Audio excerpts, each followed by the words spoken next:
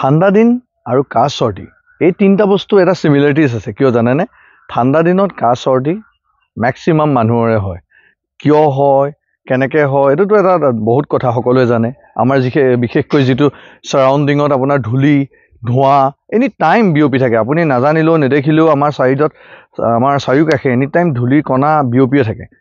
সেই প্ৰদূষিত বায়ুবোৰৰ সংস্পৰ্শত আহি আমাৰ যিকোনো সময়ত কাহ চৰ্দি হ'ব পাৰে আৰু ঠাণ্ডাটোত কি হয় আমাৰ উত্তাপটো সহ্য কৰিব নোৱাৰে গাৰ উত্তাপটো কমি থাকে সেইকাৰণে আমাৰ বেমাৰত পৰে এটা কথা হ'ল এই ঠাণ্ডা দিনত কাহ চৰ্দি সকলোৱে যেনেকৈ হয় মোৰো হৈছিল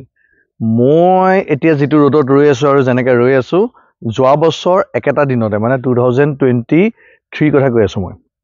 এটা 2024 লাষ্ট ডিসেম্বৰ হেতু 2023 লাষ্ট ডিসেম্বৰ এই ডিসেম্বৰৰ দিনা মোৰো এই ডিসেম্বৰ বুলি নহয় আগলে মানে মোৰ 5 বছৰ ধৰি পেলাই এটা কাহ হৈ আছিল আৰু যোৱা বছৰ ইমানেই বেছি হৈ গ'ল শেষত গৈ মই ডিব্ৰুগড়ৰ মানে গৈ ট্ৰিটমেন্ট কৰি তাত ভৰ্তি হ'বলগীয়া অৱস্থা হৈ গ'ল আৰু মানে এনেকুৱা এটা পৰ্যায় হ'ল লাষ্ট ডেট আপোনাৰ মোৰ সৰু অকমানি মানে ঘা লাগিয়ে হওক বা তেনেকৈ ধৰণে হওক অকমান ব্লাড ওলাই আহিছিল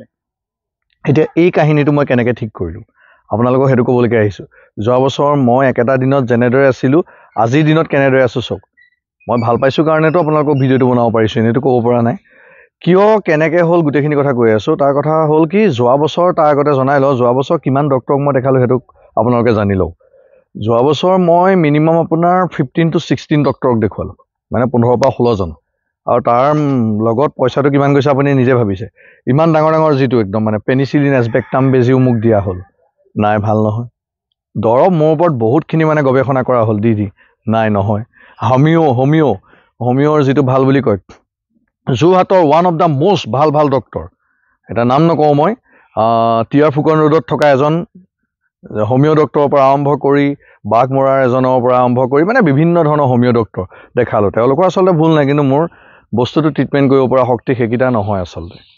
শেষত গৈ ইমানে বেছি হৈ গ'ল শেষত মোৰ মায়ে লৈ গ'ল ডিব্ৰুগড় আৰু তাত গৈ পেলাই গীতাৰ্থ বৰুৱা পালমোলজিষ্ট নামটো মই মেনশন কৰিছো তলৰ লিংকত তেখেতক দেখুৱালো আৰু তেখেতক দেখুৱাই পেলাই সম্পূৰ্ণ 3 মাহ কোৰ্স কৰাৰ পিছত আৰু নিজে কিছুমান সাৱধানতা লোৱাৰ পিছত কাহটো ভাল হ'ল আৰু লগতে চৰ্দিটো এতিয়াও মাজে দিগদাৰ কৰি থাকে কিন্তু এই বছৰ মই নিজকে কেনেকৈ ৰাখিছো কিন্তু মই দৰব খোৱা নাই এতিয়ালৈকে কেনেকৈ ঠিক কৰি ৰাখিছো সেই বিষয়ে ক'বলৈ মই আহিছো তিনটা এক্সাৰসাইজ একেবাৰে মামুলি আপুনি যিকোনো এটা কোঠাত যিকোনো সময়ত কৰিব পাৰে সেই তিনটা এক্সাৰসাইজে মোৰ এই ক্ষেত্ৰত সহায় কৰিছে একেবাৰে বুলি নকওঁ কিয়নো যেতিয়া ঠাণ্ডাটো লাগে অলপ কেতিয়াবা অকমান আহিব পাৰে কিন্তু সম্পূৰ্ণ নিৰাময় কৰিছে বুলিও ক'ব পাৰি তিনটা কি এক্সাৰসাইজে কৰিছে প্ৰথম কথা হ'ল কপালভাতি প্ৰাণায়াম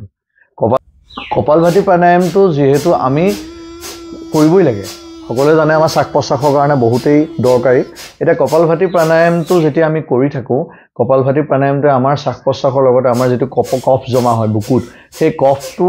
আঁতৰাই দিয়াৰ লগতে আমাৰ শ্বাস প্ৰশ্বাসৰ সকলো সিস্টেমটো মানে ঠিক কৰি ৰাখে তাৰ ফলত কি হয় আপোনাৰ পানী লগা বা কাহৰ কাৰণে যিখিনি সম্ভাৱ্যতা থাকে সেইখিনি নোহোৱা হয় কিন্তু এটা কথা তাৰ মাজতে কৈ থওঁ এক্সাৰসাইজ গিটা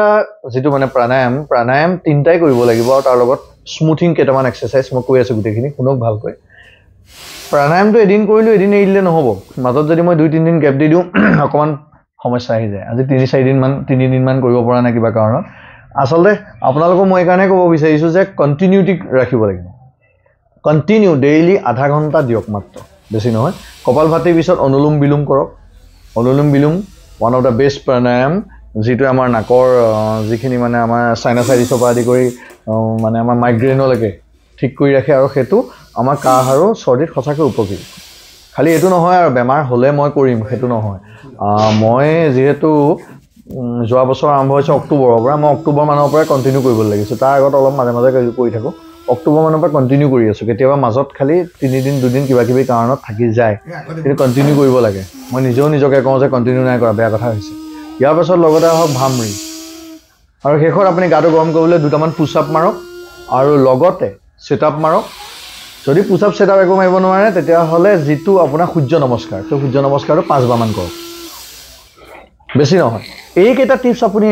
নিজৰ লগত কৰি চকচোন খালি বেমাৰটো হোৱাৰ পিছত কৰি লাভ নাই বেমাৰটো হোৱাৰ আগত কৰিলেহে লাভ হ'ব পিছত যদি আপুনি হোৱাৰ পিছত যদি এইখিনি টিপস আজমাই মানে কৰে তেতিয়া হলে ইমান লাভ নহব গাটো মানে গৰম কৰি ৰাখক ৰাতিপুৱা সময়ত যেতিয়া গাটো গৰম হৈ যাব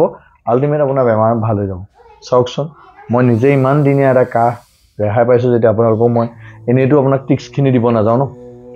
নিজে কিবা এটা ভাল পাইছোঁ কাৰণে কৰিছোঁ বাকীখিনি আপুনি কাহৰ কাৰণে যদি বেষ্ট পৰামৰ্শ ল'ব পাৰে Gitartha Baruah is one of the best doctor pulmonologist এজন সৰু ডাক্তৰ আমাতকৈ চাগে কিছু বছৰমান ডাঙৰ হ'ব কিন্তু ভাল তেওঁ ভাল পালোঁ মই thank you see you next video'